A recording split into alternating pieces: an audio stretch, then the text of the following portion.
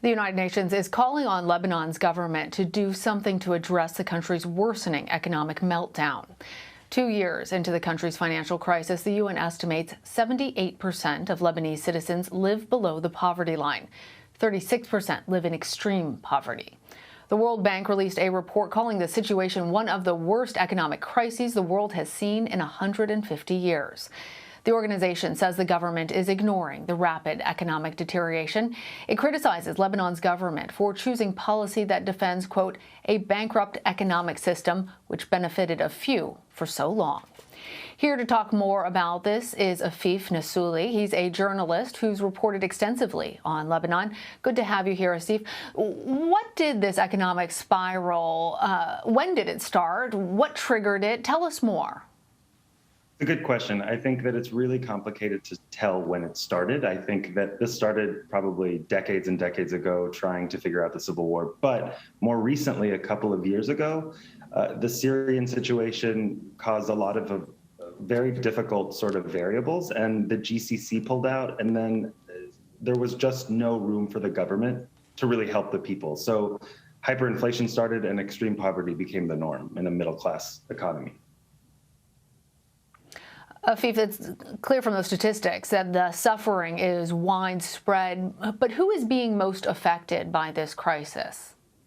That's a great question. I think that you have to understand Lebanon is full of millions of refugees, so they're being extremely affected. The lower end of the society has already been struggling for years, but now the average person used to make, let's just take the LAF, a soldier, used to make $800 a month. Now they make $100 a month. The average person in Lebanon, their groceries cost them all of their money, and they're really struggling right now. So it's really affecting everyone a lot. What needs to happen to address this issue and get the nation's economy back on track? That's also a really good question. I think that what's really necessary is the international world understanding that the system itself is corrupt. And so the sort of men that came together in the early 90s and throughout the 90s to sort of split up the country to make all of the factions sort of stop fighting, created a system where they're all paralyzed now. And they all just basically do nothing for the country and actually just for their own self-gain. And so I think what needs to happen are reforms. And the IMF has really, really made that clear. Afeef, if Lebanon's economy were to collapse, what could that mean for the stability of the region?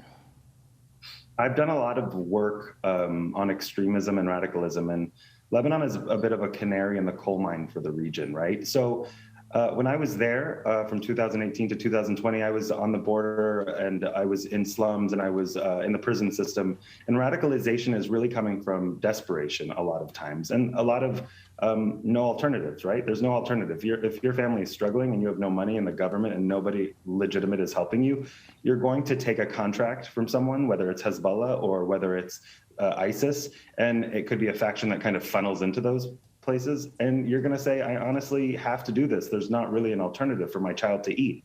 So the risk is that Lebanon, as usual, becomes a harbor, a ground for terrorists and for extremists to really sink their teeth in and make the entire situation work for them. I mean, this situation is really working for Hezbollah right now.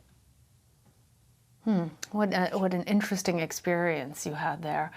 Tell us, what is the government doing, if anything, to address these problems?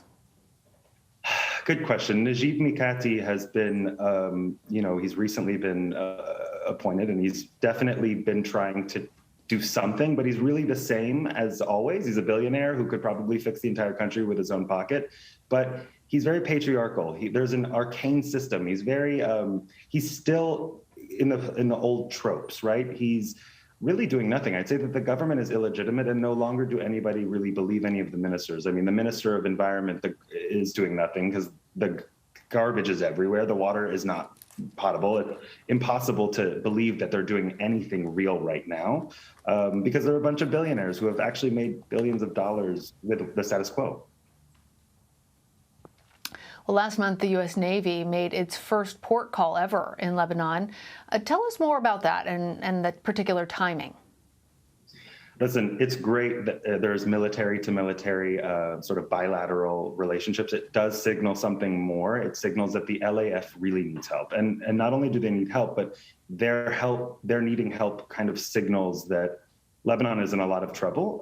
It's split up by countries around the region that really want everything out of it. And I think the US recognizes that it needs support because the military itself is super diverse. It represents the entire sort of country. So it's not unified per se, unless it has a sort of help being unified. So when they're not being paid, like I said, they're being paid a fraction of their salary. They're going to work with the shadow militaries or the shadow people that are really in charge, be it Hezbollah or, so the US is really trying to sort of foster unity and really make sure that that Navy is protecting the oil that's been found in the Mediterranean. It's protecting, just all sorts of ways that Lebanon becomes vulnerable. The Navy might be the very last sort of the last vestige of hope, but right now it's not looking great. All right, Afeef Nessouli, thank you so much for coming on. Thank you so much for having me. I appreciate you.